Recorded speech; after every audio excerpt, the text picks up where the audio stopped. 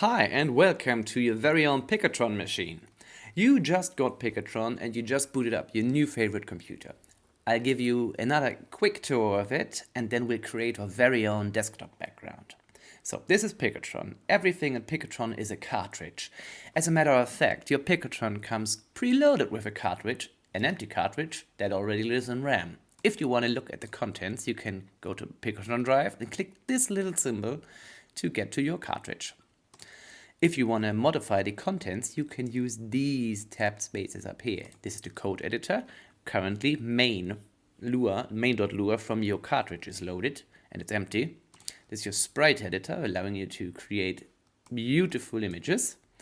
This is your map editor, allowing you to create maps that also get saved in your cartridge. And this is the music editor, allowing you to create not only instruments, but also patterns with these instruments.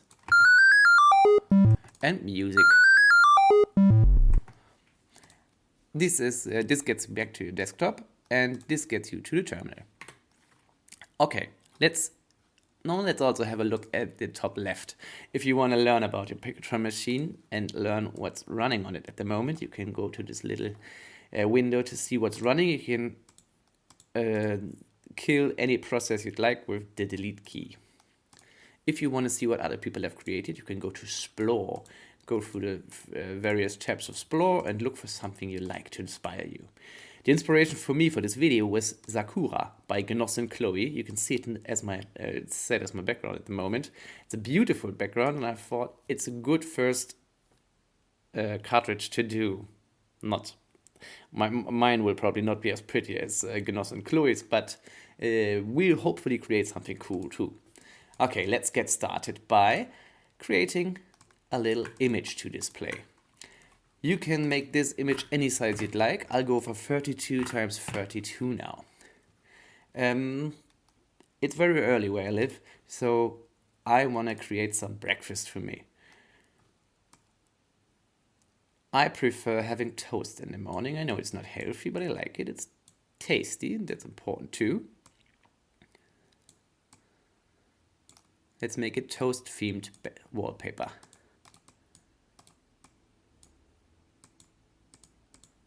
Trying to make this look nice-ish. Will this color look nice? No, it will not. Will this color look nice? No, it will not. We can change the whole color of something by holding the control key and using a new color to click that area. This looks much better already. This toast lacks personality, so let's give it some by adding a little face.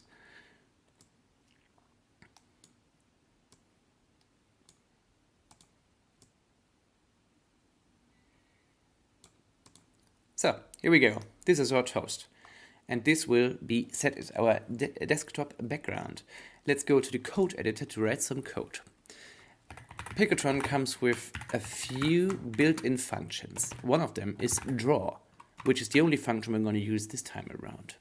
We want to create a loop that just puts our picture on the screen a couple of times. So for the X position, we'll go from 0 to, I'm guessing, 29. Our resolution is 480 by 270. But we made this 32 pixels by 32 pixels wide. So we can use a little trick and just print the resolution divided by 32, which is 15. Let's do the same for the horizontal resolution, which is 270, which is 8.4. Let's go with 9. Okay, so this doesn't go up to 29, it goes up to 15. And for the Y position, we do the same, just up to 9. To draw a sprite to the screen, we use the Sprite command.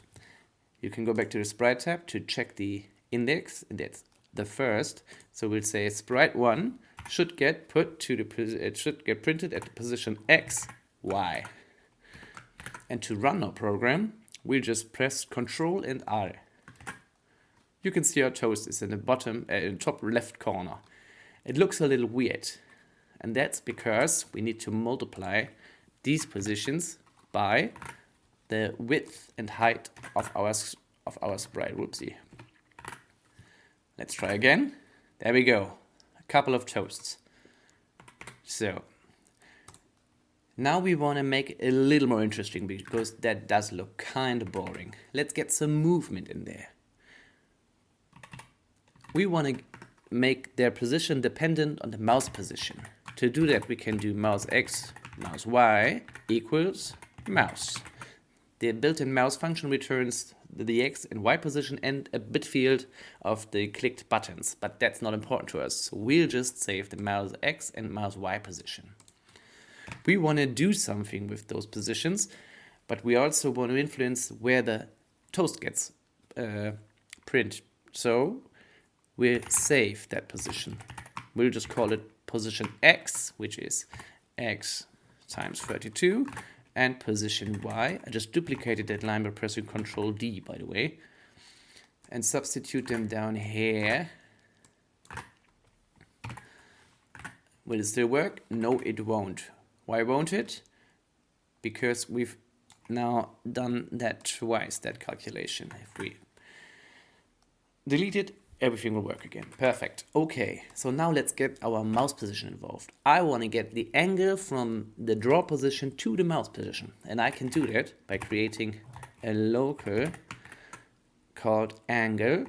And using atan2, I can subtract the mouse the draw position, no, the mouse position from the draw position for both axes.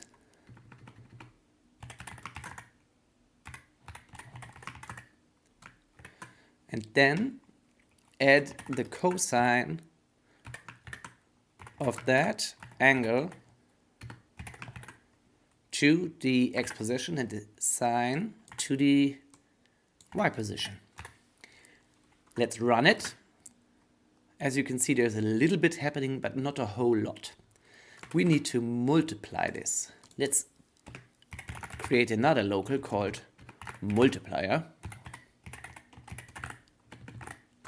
And just set it to, I don't know, 7.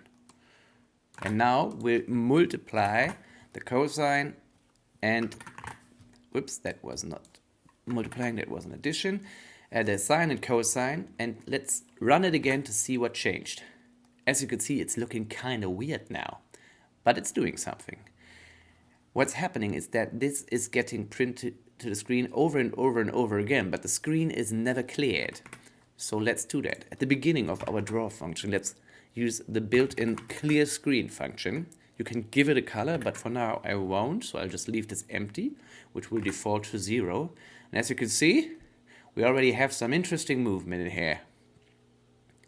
Now we can play with this a little more and make that multiplier dependent on the sine of the time value multiplied by 7. Let's try what that looks like. Now it looks all nice and bouncy. Very good. We can also change the background color to make it a little more pleasant. If you want to see what color is what number, you can go to your Sprite tab and just check up here. I'll go with color 2. Maybe I want something darker. Maybe I do want color 21. That looks a bit better. And as you can see, there's a bit of empty space up here, and these are getting drawn way too low. We need to offset the drawing by half the width and height of that sprite. So half of 32 is 16. And now our whole screen is filled with these little toasts. They're actually a little too high. Oh, but it's fine for now, it'll do. Okay, this is your beautiful new background. You can go to the command line to type save my cool background, and you've created your very own first program called mycoolbackground.p64. You can share this and upload it to the BBS, and most importantly, you can set it as your desktop background. So go back to your desktop, locate the file you just saved. It's going to be in your Picotron drive. I have a bunch of things in here. I never bother to sort my cool background. Where is my cool background? There is my cool background. And as I said earlier, to change the background, you can go to the system settings. Or did I? I'm not sure. You can change your background by going to system settings and just pulling your cartridge into that window, and then by choosing it, you've set it as your background. And that is how you create your very own little program in Picotron. Have fun, and please share all your creations, weird or not, with all of us. We'd love to see them. Bye bye.